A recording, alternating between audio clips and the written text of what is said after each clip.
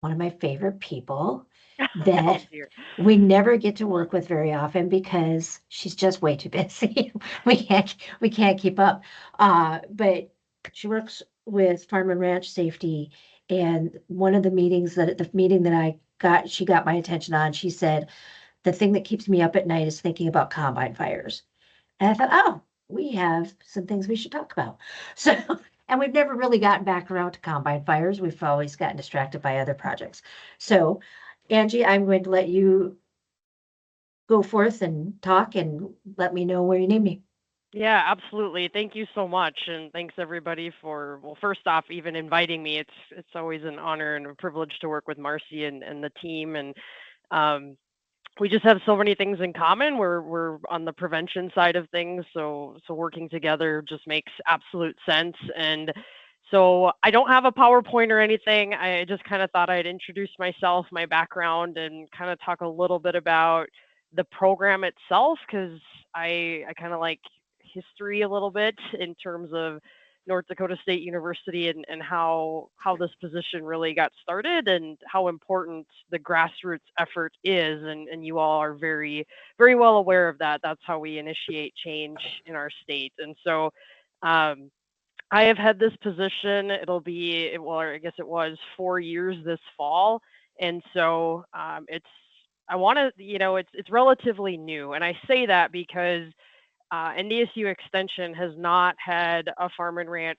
safety specialist or an ag safety and health professional since 2005. So it's been many, many years. I'd like to say, yeah, I just picked up where they left off, but that would be a fallacy. Simply because even since 2005, agriculture has drastically changed. We're in a much different place, technology wise, equipment wise, everything since that time. And so really it's been an honor to kind of start over really and get a better understanding of where are we at right now with agricultural injuries, not only in North Dakota, the upper Midwest, but nationally as well. And so when I started this position, I also, it was part of the agreement was that I also needed to start my master's degree because I hadn't achieved that yet. And I tell you this because I ended up being in the right place at the right time and getting really lucky in terms of a research project that focused on ag injuries in North Dakota and North Dakota, South Dakota, Minnesota, really, and then some parts of Iowa as well. And so I have been working with Sanford Health ever since I started and really looking at trauma center data. And so just to give a little bit more background information, and this is where I'll nerd out. So, Marcy, you got to tell me to stop at any point. But it's really, really difficult when somebody asks me, well, how many farm injuries or fatalities are there every year in North Dakota?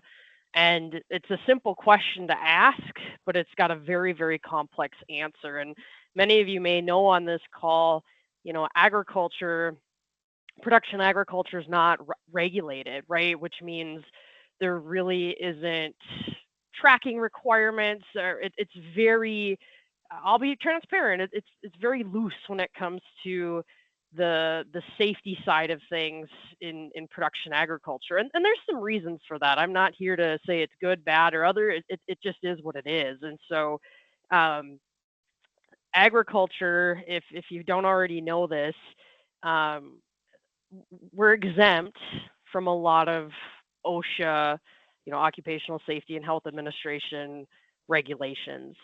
Not all of them, but most private family farm, sole operator operations are exempt. So, for example, I farm with my family. We've got beef cattle, and I admittedly also raise sheep as well. And so it's me and my parents. And so if I were to get hurt or to die while working on the farm, that is, we don't have I don't, my parents wouldn't have to report that death, in terms of OSHA, because family farms or farms with less than 11 employees are exempt from those OSHA investigations. Not all OSHA investigations. It gets a little tricky, but for the most part, we're exempt. So there's no record keeping really, or no mechanism in place to sit and say, yep, this person, died due to an ag-related injury. Like that, it just doesn't. Nobody's collecting that data, and it's not a requirement unless you're a farm operation with more than 11 employees, or if you have um, foreign labor such as H-2A workers, then there's some different pieces to that. So that's a challenge that we face, or that I face in this field, in addition to um, the other mechanisms we have to try and answer that question in terms of, what are we seeing in North Dakota for ag-related injuries and deaths, is that there are um, there are some NIOSH centers, so the National Institute of Occupational Safety and Health. There are some centers that conduct surveys, right? So they can mail Marcy, if Marcy's a farmer, however they get your contact information, they could mail her a survey, and she could voluntarily share, like, yes, I was hurt, and this is what happened. But let's be honest, how many farmers love surveys? And the answer is no one.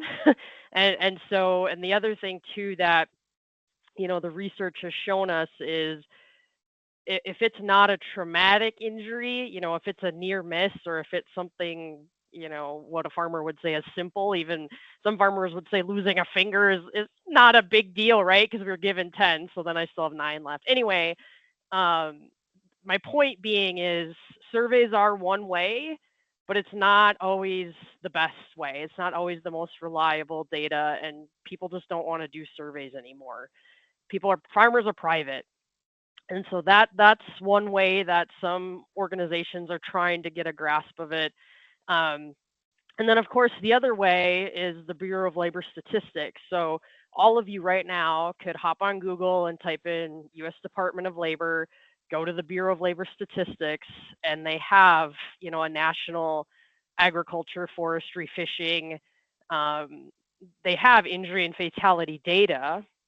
But when you dig deeper into that, the problem is North Dakota doesn't participate in some of those programs, and South Dakota as well. They don't participate either. And again, I'm not here to say whether that's good, bad, or it just is what it is. It's our political climate. There's a lot of things to it, and it's our population size too, right? Like when your N value is low to start with, you got to be careful with numbers that you're reporting. So anyway, that puts our states, our upper Midwest region, at another disadvantage in terms of what is that data. So I'm telling you this big picture story because what I started doing when I first got this position and when I started my master's degree is we partnered with Sanford Health, the trauma center.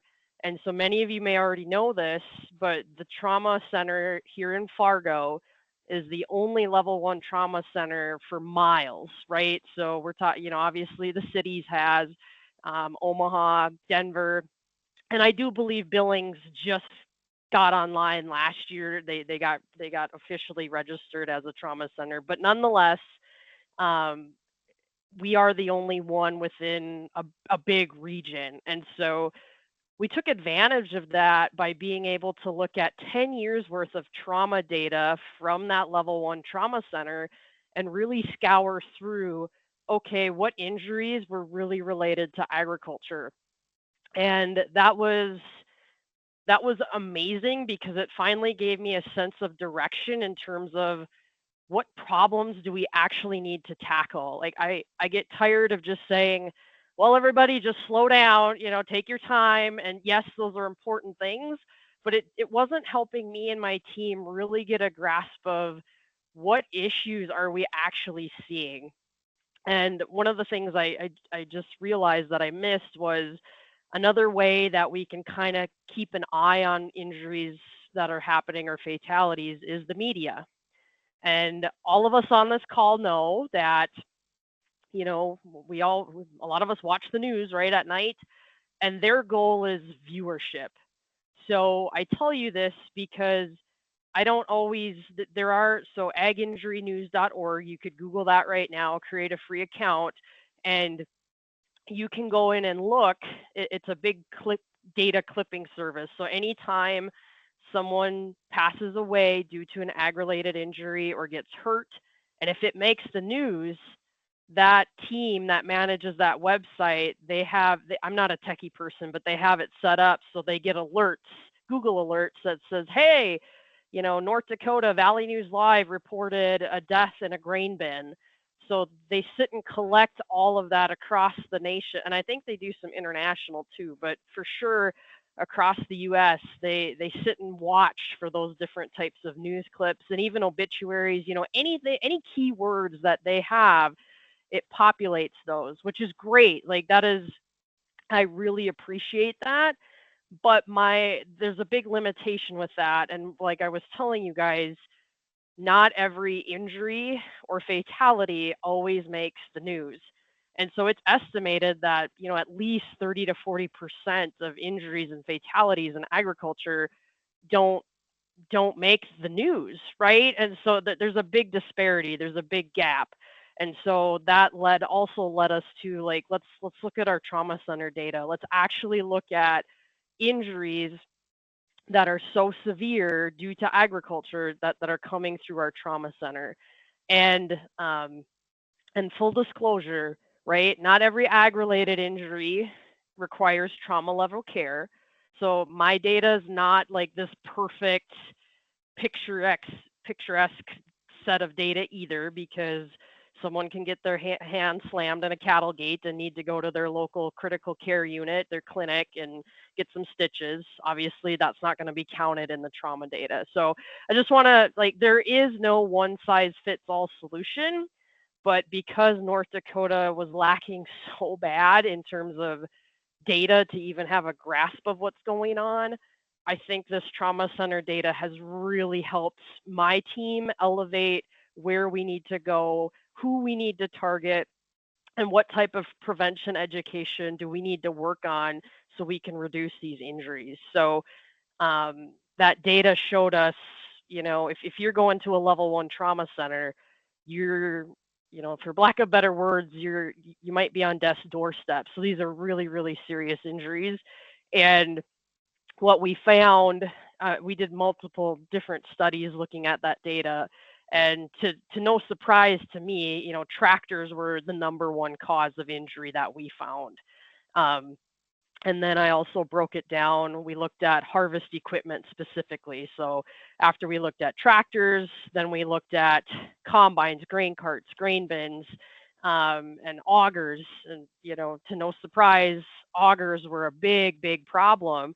It's still a big problem today, as it was, back when augers first really started coming out and didn't have the safety cages.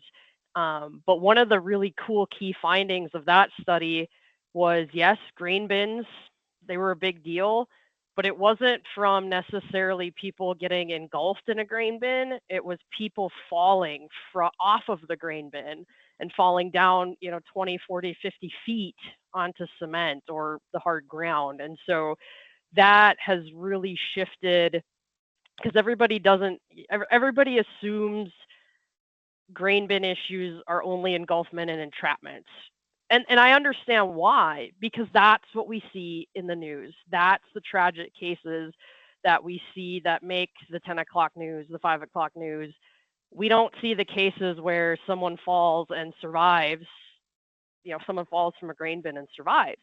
And so that's where this trauma data was so helpful to bridge those gaps, because now our team is really focusing on fall prevention safety. How do we help folks harness up? How do we find some fall intervention tools that producers can install, so when they're climbing and if they fall, they don't fall to the ground. They fall a few feet based on the length of their lifeline, et cetera, et cetera. So um, that is really, it's pieces like that have helped just put the puzzle together in terms of how do we really target solid prevention education instead of just trying to tackle this big ambiguous problem.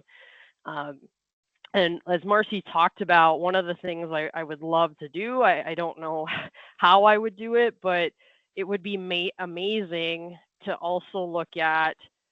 It'd be a fun research project if I wanted my PhD, but I'm not sure I'm there yet. But looking at causes of combine fires.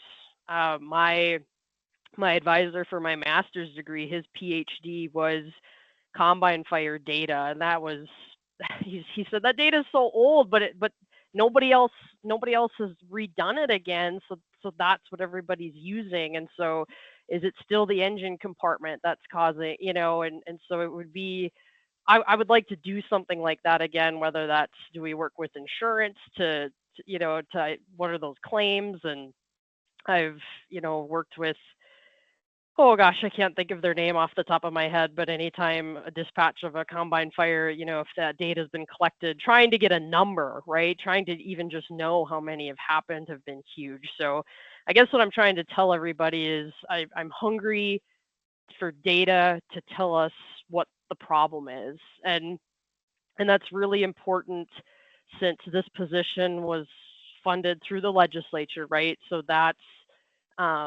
the legislature granted funding to get a farm and ranch safety program back again.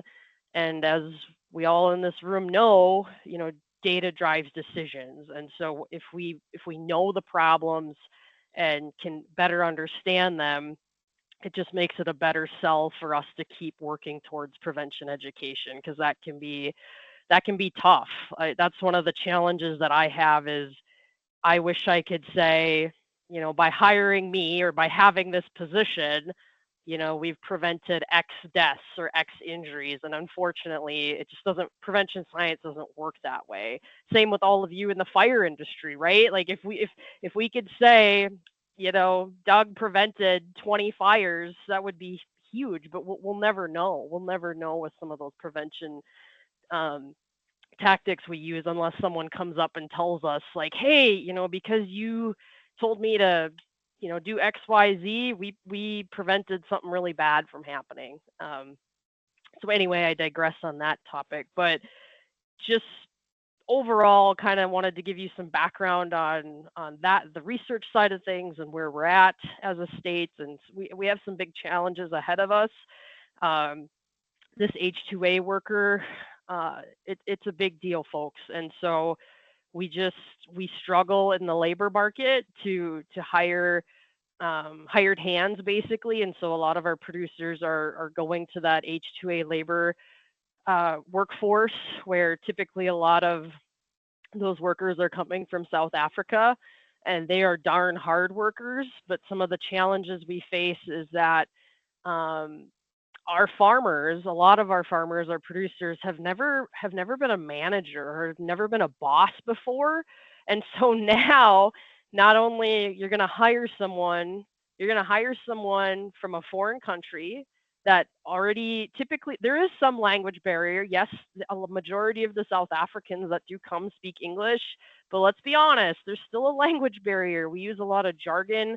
Um, in our language. And so that doesn't mean that they understand absolutely everything you're asking them to do. And oftentimes, and I'm guilty of this too, we assume things, right? So if I tell Marcy to close the gate, right, to close the cattle gate, she might just simply think, okay, gate's closed. But when I say close the gate, I mean take the chain, wrap it around the post, and lock and clasp it in there, so if a calf touches it, it doesn't just swing open. And I say that example because that happened to one of my best friends who hired an H2A worker. They told him to close the gate, which he did, but he didn't know that that also meant chain the gate. So uh, we just need to help our producers do a better job of managing people and not assuming they understand everything. And when you think about coming from a foreign country, our agriculture is not the same. Our tractors, our trucks, it is all different. And I have empathy for these workers, because I don't even want to be thrown in a semi, let alone let's throw somebody that's not even from our country into a semi, take them out on interstates and go dump grain off at the elevator. I mean, I just think we need to take a step back here and really help our producers be better mentors and coaches and do the teach back method. If I'm going to ask you to take the tractor and go cut hay, I need to show you how the tractor works. I shouldn't just put you in that situation because we're going to set you up for failure if we do that. And unfortunately, we've had some really wicked situations in North Dakota. A couple years ago, and this wasn't far from my farm, there was a South African H2A worker that ended up in the grain bin and became engulfed. And I mean, it ended positive. He survived, but the trauma after that, I don't know if he's come back to the US or not. But that was a bad deal. Luckily, he survived. And another one that was killed this fall. You guys probably heard about that one again, not far from where I live. The H2A worker was driving the combine, didn't look for the train, and smack dab right into the train and passed away from that. And so it just, I don't like, you probably have not heard me say the word accident. Like, that's not in my vocabulary because accidents mean that there was nothing that could have been done.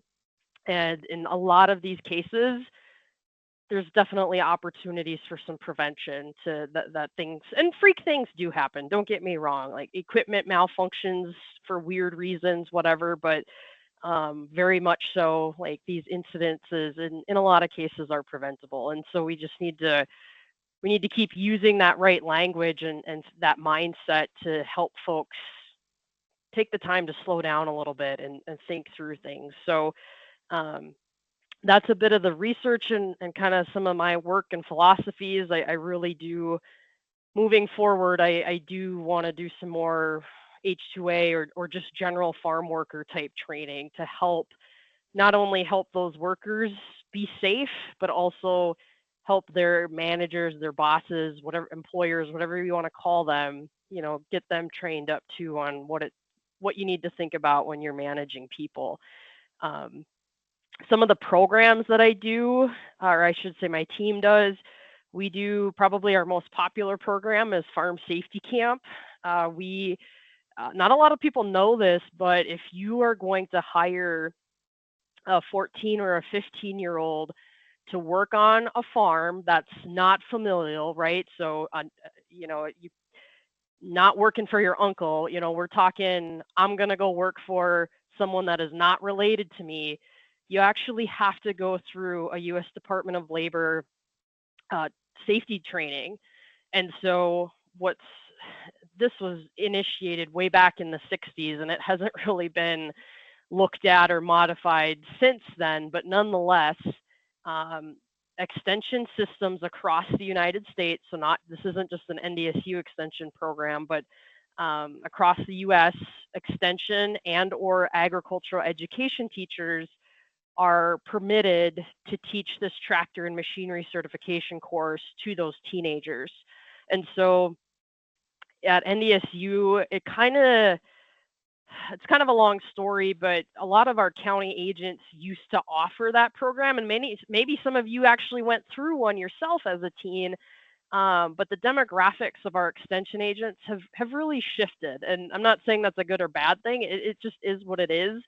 Back in the day, a lot of our agents were males and also farmers themselves, and so driving a tractor was second fiddle to them. And in today, a lot of our agents have not driven a tractor. And so I do a lot of training with our own staff. But nonetheless, I'm telling you this because in North Dakota, we've really gone to a regional overnight camp system, and we found some really cool success with that simply because we move across the state. So every year we offer 3 camps, one in eastern North Dakota, central and western North Dakota. So that way demographically we're trying to have a good reach, and we'll rotate through some different cities in each of those regions. So for example, this past year we were in Fargo, Bismarck, and Williston, and in 2026 we'll be in Devils Lake, Bismarck, and Dickinson. We keep Bismarck because it's about as central as you can get. So um, And it's a 3-day, 2-night overnight camp. The kids spend the night, and we're it's hands on. There are no PowerPoints, um, because we know that we all learn better doing and being engaged. And so the kids are driving tractors. We do skid steers. We do ATVs. We do a livestock training day where we actually we'll bring sheep in to work with and have the kids practice moving around. We do vaccine safety for livestock, so kids get to practice, making a fake injection and how do we safely handle those needles, because we know kids are doing those jobs on the farm. And so when we designed this program, we really wanted to encompass more than just the tractor piece of it. We wanted to think about the whole holistic farm and what are some jobs that, yeah, these kids are probably doing, but have never really gotten some training on how to do it properly or how to do it safely. So in addition to that, we also have every participant goes through fire extinguisher training. So we'll work with a local fire department wherever we're at for that camp, and we really ask, it's a big ask, but if they can bring fire extinguishers, or I can work with a company in Fargo that lets us, take 15, 16 fire extinguishers for free, and the fire department, whoever's teaching it, will put a ring out and put a fire together, and every single kid learns how to use that extinguisher and put out that fire. And that's what's important to me at this camp. It seems tedious, but we put these kids into groups of two. And the reason we do that is we want every single kid to have that opportunity, that hands on opportunity. Because if you get into bigger groups, you only get one or two that are comfortable trying, to do something, and then nobody else gets a fair shake at it. And so by putting them into small groups like this, everybody gets pretty much one-on-one education and that hands-on opportunity to try something. And so that's our fireside. We work with electric co-ops to talk about power line safety, because that's we know our kids are moving equipment on the roadway, which scares the heck out of me. But we know they're doing it. And we also know a lot of kids they're doing tillage too, and planting. So if they're in the field and there's power lines, like what do we do? What do we do if we hit that? And so we work with our electric co-ops to tackle that message and to get that education out as well. We do first aid training. We do stop the bleed training. So we do some of those additional intervention pieces as well. So our kids are more equipped and prepared to handle those what if situations, especially if you're out in the middle of nowhere in a field. So that's kind of my pride and joy, that farm safety camp. We do grain bin safety. Like I said, we encompass a huge chunk of farm safety into that entire tractor program. And the kids have to pass a test. They have a final exam. So we had to, legally, they have to pass that exam to get their Department of Labor certificate, but you also have to have a carrot at the end of the stick, right? Like there has to be something to help these kids take this seriously. And so that exam piece it's a huge component to the program. So they got to stay focused, they got to pay attention, and we do a lot of repetition as well. So, okay, I just showed you how to do this. Now you show me how to do it. Show me that you understood what I just asked you to do. And we have a pretty cool parent program that goes with that. I guess, Marcy, the last thing I wanted to talk about is, because I do a ton of other programs, but the other one is the RF Dash program, the Rural Firefighters Delivering Ag Safety and Health. And I'm pretty excited. We got accepted to be at the North Dakota Fire School in February. So I'll actually be delivering both the Friday and Saturday RF Dash classes. So I think a lot of people are going to get sick of my voice. I know I will after that long, but it is such a good program. And really what it does is it helps, it's really designed for firefighters, emergency managers, first responders. And the goal of that program is those individuals, and you guys know this, firefighters are really trusted in their communities, and they're also, a lot of them on the rural side are also farmers themselves. And so really empowering firefighters and those emergency managers and first responders to help think about the prevention side of agricultural related injuries. So we're great, or I should say, you guys are phenomenal at, okay, if this incident happens, it's farm related, you guys know how to respond and tackle that immediately. And that's your job. But we're going to take this one step further and go, okay, how do we help educate farmers and ranchers to not get in that position in the first place? And so that really focuses on prevention, and so hazard identification. We won't be able to do that at fire school because it's the middle of February and doing a farm tour gets to be kind of tough in the wintertime. But nonetheless, I think we'll have an online virtual type tour to go through.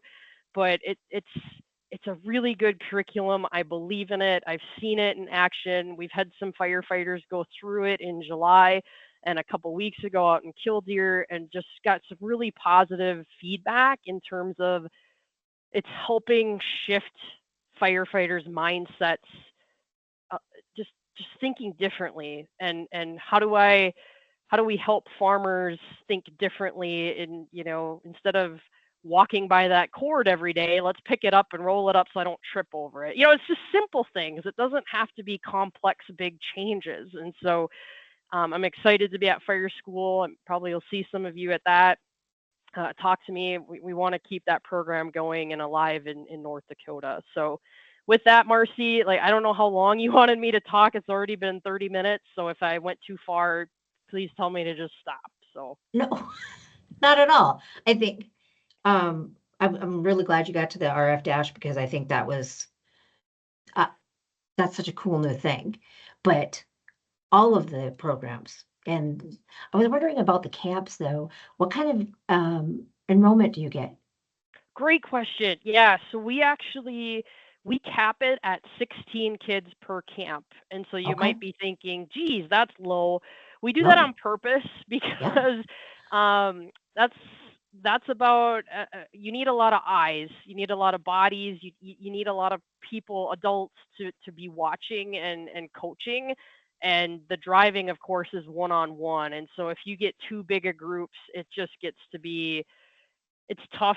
You got to wait your turn. And so the 16 has been a really big sweet spot for us to be able to manage on an adult side, but also have enough adults for driving and those one-on-one interactions. And you fill them. Yes, yes, we do.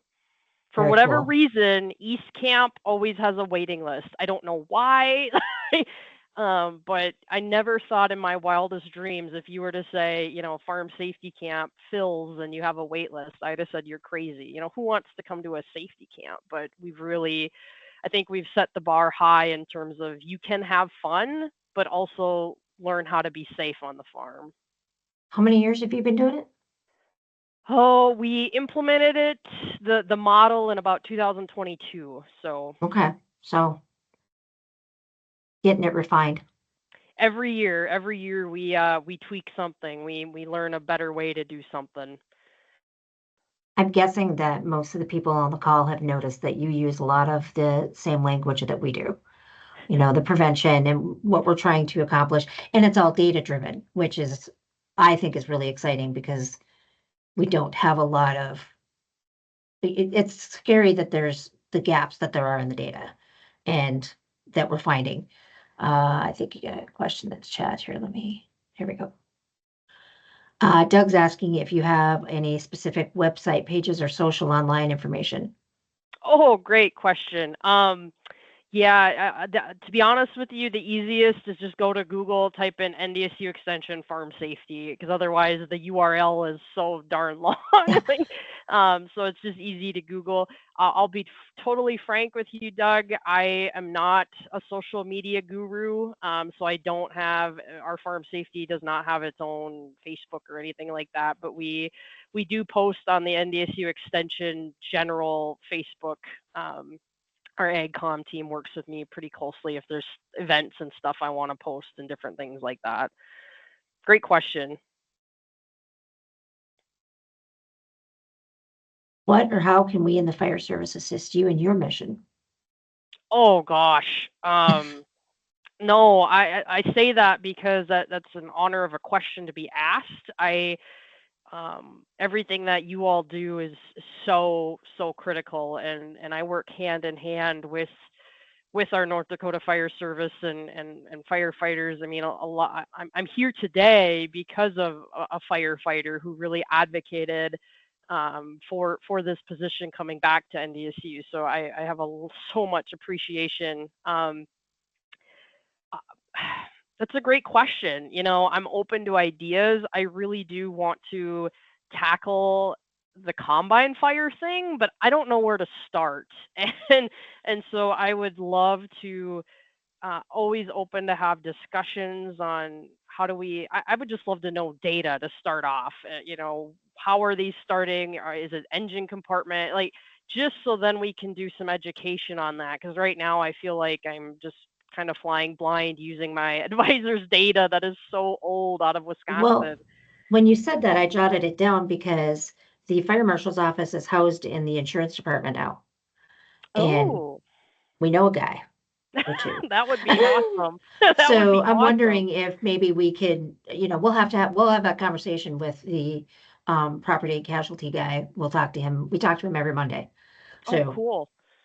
I don't know how they get their information, but Yeah, you don't know what to they ask, have right? stuff. Right, right. So yeah, we'll definitely touch base with them and see if we can figure that out. I'm sure Doug is big picture guy, so his head is about to explode all over my space. That's awesome. We'll learn all kinds of things, but yeah, so you've got that in the back of your head. It was an Yep, yep. aginjurynews.org that you said? .org. The Yep, fire ag. service has a similar thing. So Oh, that's, cool. yeah. Yeah. And it's free. It doesn't cost anything. And so I always sort by state, so you can sort by North Dakota. And I'll tell Yeah. you, it's not perfect. Like I've seen some in Oh, there that are duplicates, right? Because the news will have, breaking news, this happened, but there's no details. And then a few days later, they'll have details, so they'll repost it again. sure. And so some of them are repetitive, which is nobody's fault. It just that's just one of No. the downfalls Well, of that type of system. and there are horrible fires in the state that nobody ever hears about because they're in teeny tiny towns that Right, don't have any right. news coverage. And I'm sure that's even worse in farmland. So, Right. No, no, you're exactly. And I mean, there's some that are missing. So there, if you go to that website, you make a free account, you can actually submit. So if you see something in the news, I do it all the time. If I see something, I oh, submit it to them. So that way, like, here it's you have somewhere. it. I don't know what they do with, if it, I don't know, but at least I'm trying and making sure that the ones that I'm aware about get put in there because it's Good point. important to me. Okay. So I'm going to stop talking. How about everybody else? Anybody else have any thoughts? Brian, I'm wondering if Bismarck Rural sees a lot of ag or if that's farther out for you. We do occasionally have a few incidents, and we do participate every year in the farm safety program out Okay. here. Okay. We set up the fire extinguisher demos. Yeah, you Okay. guys are so cool. They have the virtual one, so the kids really Oh, like that. Yeah, it's just so much easier. Just the sheer volume. It's really hard to maintain fire, have enough fuel, have enough extinguishers. So we opt for the NDFA's electronic version, and we can run that all afternoon. Yeah, it works great. Like the kids Yeah, absolutely love that. So I'm so grateful that you guys do that. yeah, did you say it's NDFA's? yep, Shouldn't everybody be able to borrow it then? yes, yeah. I So, believe they have Oh, might that's have good they to good. might even know. have they might even have two of them, I believe. Yeah, if you Yeah. just get hold of John or Chris at And at I'm the in their NDFA. building, You so can book them. You wanna call early enough, like a month or two, a couple months Sure. early, so it gets booked. We usually book them out a week at a time. So. Okay. yeah, And are, so like in the other locations that you have stuff, Mhm. the Yeah. fire department that's working with you should be able to borrow those. Yep. okay. Would they just have to pick them up out of Bismarck then? I don't know, those guys Depends on transport where they're stuff at. all the time. Sometimes they're out of town, and they can. Yeah, it just depends. They store The them Okay. here. daisy I know they chain store one stuff, here. I'm yeah. not sure if they're both here or not. Okay. Well, that's awesome. That's such a great thing to know. Thank you for sharing that. Sure. Is there anything else that the fire service could be doing at your camps? I'm thinking there's probably a lot of things, but Yeah, I mean, I'm always open for suggestions. So when we ask firefighters to come, yes, we want to do the fire extinguisher thing, but we yeah, also give so every station, and so that extinguisher is a station. They're 30 minutes, and so we realize it's not going to take kids 30 minutes to do the fire exercise, but we always tell whoever's teaching that, like, you're the okay. expert.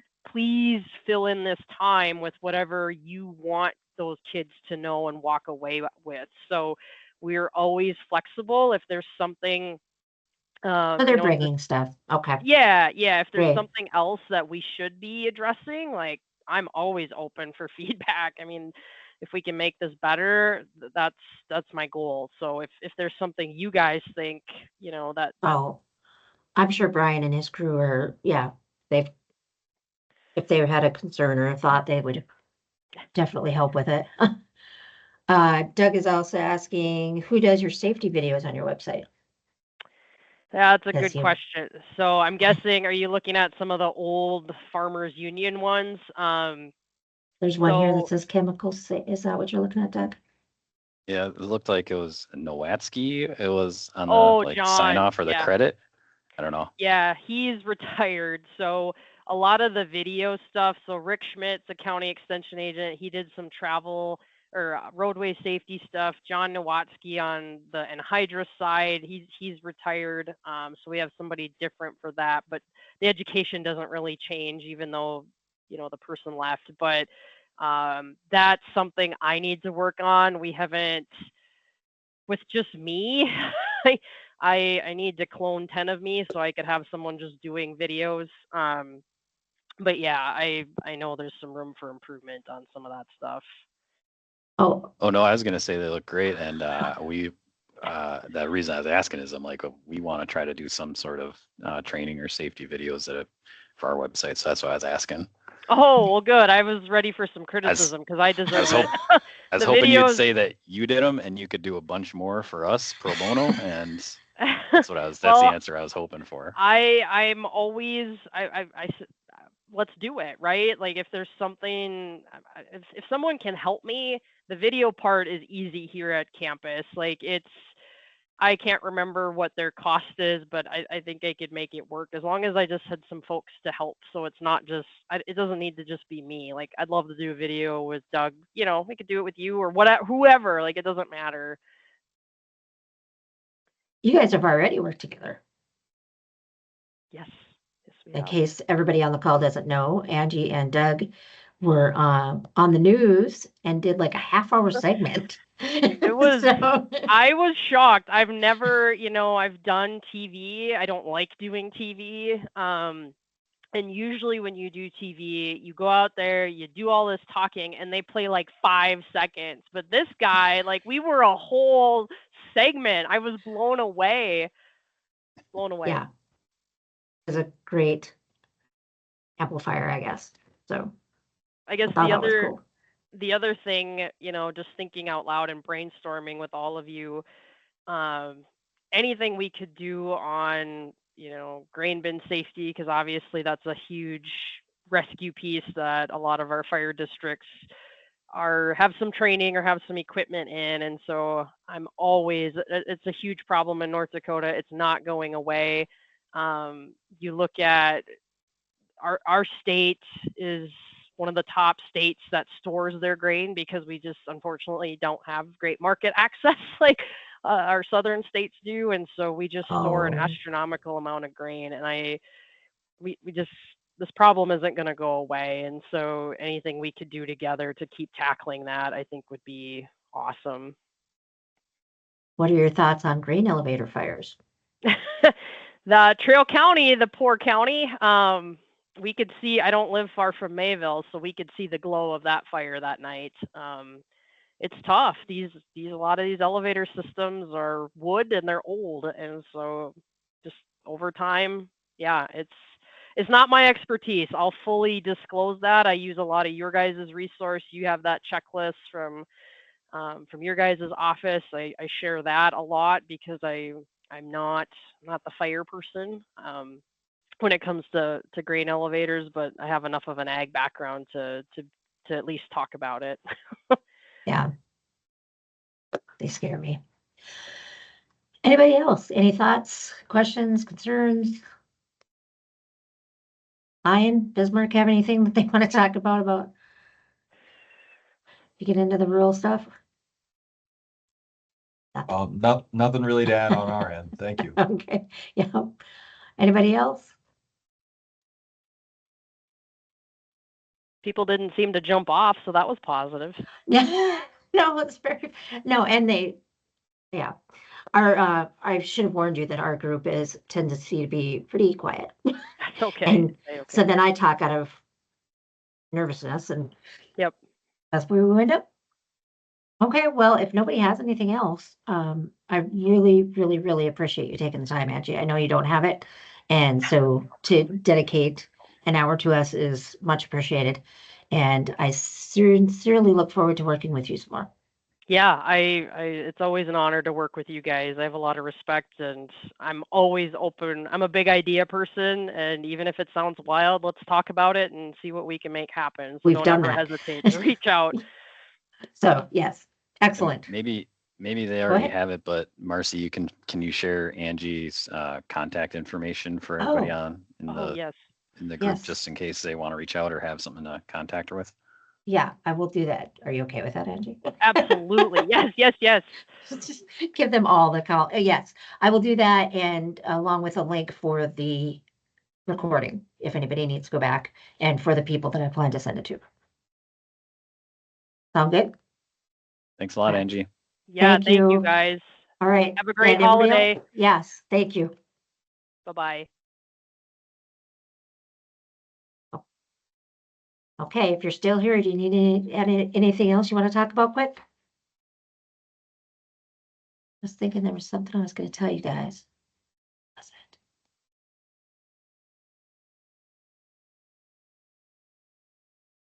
Oh, I know. Interesting thing came across from public health. And I will send this out also. But Medicaid in North Dakota, Medicaid in North Dakota is now going to be covering community health workers and community paramedicine. So if that's something that you're doing in your area, that might be something you want to look into, and I will send that out also. So, anybody else? Okay, well, I will stay on for a couple minutes if anybody needs anything.